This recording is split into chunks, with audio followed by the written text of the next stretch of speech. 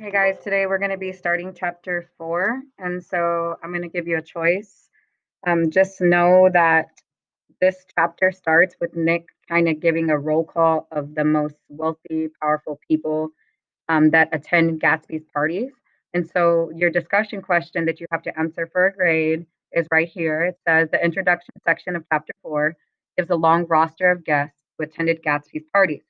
Look through the list of names for names having to do with animals.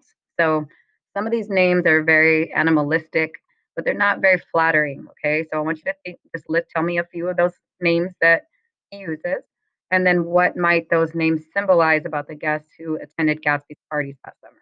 Okay, so I'm going to read a little bit of the introduction to you. If you want to listen to it, that is fine. You can also use the audio or read it yourself. Just know that that's the discussion question you should be responding to today. You should get through at least half of chapter 4 today, and then we will finish it off tomorrow. So on Sunday morning, while church bells rang in the villages along shore, the world and its mistress returned to Gatsby's house and twinkled hilariously on his lawn. He's a bootlegger, said the young ladies, moving somewhere between his cocktails and his flowers. One time he killed a man who had found out that he was nephew to von Hindenburg and second cousin to the devil. Reach me a rose, honey, and pour me a last drop into that there crystal glass. Once I wrote down on the empty spaces of a timetable the names of those who came to Gatsby's house that summer. It is an old timetable now, disintegrating at its folds, and headed, "This schedule is in effect July 5th, 1922." But I can still read the gray names, and they will give you a better impression than my generalities of those who accepted Gatsby's hospitality and paid him the subtle tribute of knowing nothing whatever about him. So, in other words, these people are showing up for the luxury, getting all the liquor and the fine foods that he has to offer, but they don't know anything about him. Okay, so that's tell you a little bit about personalities.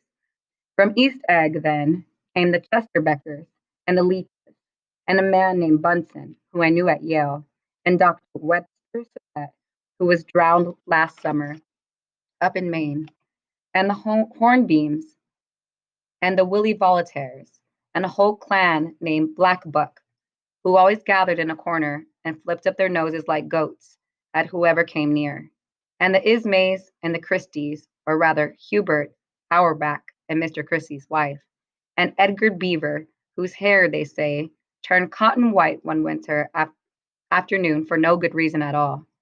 Clarence Endive was from East Egg, as I remember. He came only once in white knickerbockers and had a fight with a bum named Eddie in the garden.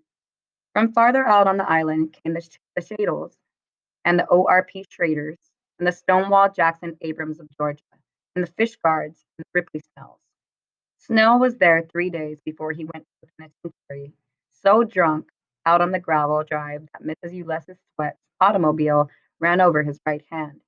The Danceys came too, and S.D. Whitebait, who was well over 60, and Maurice A. Flink, and the Hammerheads, and Beluga, the tobacco importer, and Beluga's girls.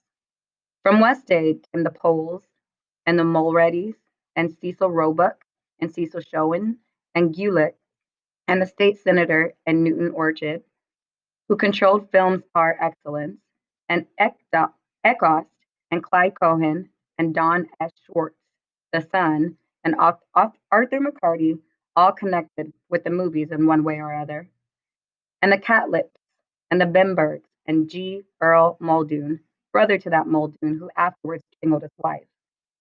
De Fontano, the promoter, came there, and Ed Legros and James D. Rotgut Ferret, and the De Jongs and Ernest Lilly, they came to gamble, and Ferret wandered into the garden, meant that he was cleaned out, and associated traction would have to fluctuate profitably the next day. A man named Klipspringer was there so often and so long that he became known as the boarder. I doubt if he ever had any other home. Of theatrical people, there were Gus Ways and Horace O'Donovan and Lester Meyer and George Duckweed and Francis Bull. Also from New York were the Cromes and the Backheisens and the Denekers and Russell Betty and the Corrigans and the Kellers and the Dewars and the Scullys and S.W. Belcher and the Smirks and the young Quinns, divorced now, and Henry L. Palmetto, who killed himself by jumping in front of a subway train in Times Square. Benny McClanahan arrived always with four girls. They were never quite the same ones in physical person, but they were so identical, one with another, that it inevitably seemed they had been there before. I've forgotten their names, Jacqueline, I think, or else Consuela, or Gloria, or Judy, or June. And their last names were either the melodious names of flowers and months of the sterner ones of the great American capitalists whose cousins, if pressed, they would confess themselves to be.